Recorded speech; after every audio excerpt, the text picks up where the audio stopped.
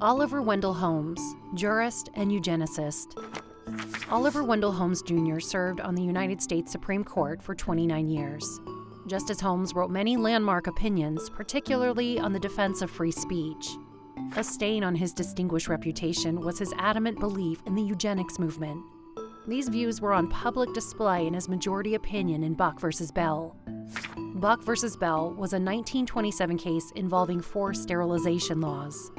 Carrie Buck was a young woman from Virginia who was deemed to be feeble-minded due to unfortunate circumstances like poverty. Under Virginia law, she could be sterilized if it was authorized by medical authorities. Ms. Buck challenged the law, and the case reached the Supreme Court.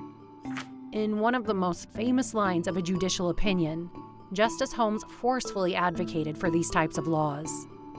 It is better for all the world if, instead of waiting to execute degenerate offspring for crime or to let them starve for their imbecility, society can prevent those who are manifestly unfit from continuing their kind.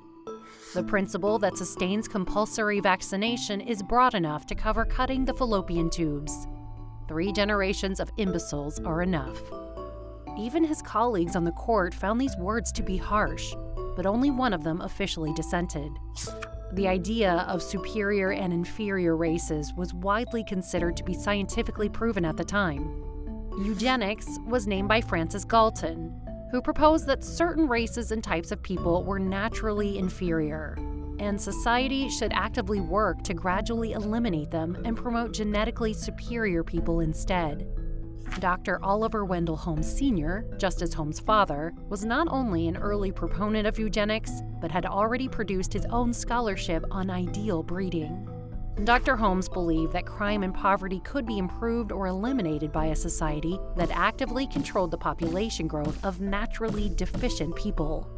Dr. Holmes was the dean of Harvard Medical School, which was at the forefront of the American eugenics movement, not only in medicine but in education and legal scholarship. Justice Holmes was himself a Harvard undergraduate and law school graduate, as well as a law professor at Harvard before joining the judiciary. Given his background, it's hardly surprising that Justice Holmes espoused the eugenics movement. Justice Holmes believed that law evolved as society evolved. There were no fixed moral norms that undergird the legal system. If the law was to develop in a positive and proper way, it needed to reflect a society that also developed in the right direction. He believed government intervention was required to ensure people became more intelligent and prosperous. In this view, it was merely humane to prevent certain people from having children who would not meet these standards. Justice Holmes' perspective on modern scientific theories intentionally informed his jurisprudence. The pseudoscience of eugenics was debunked long ago, but the judicial opinions of Justice Holmes remain influential.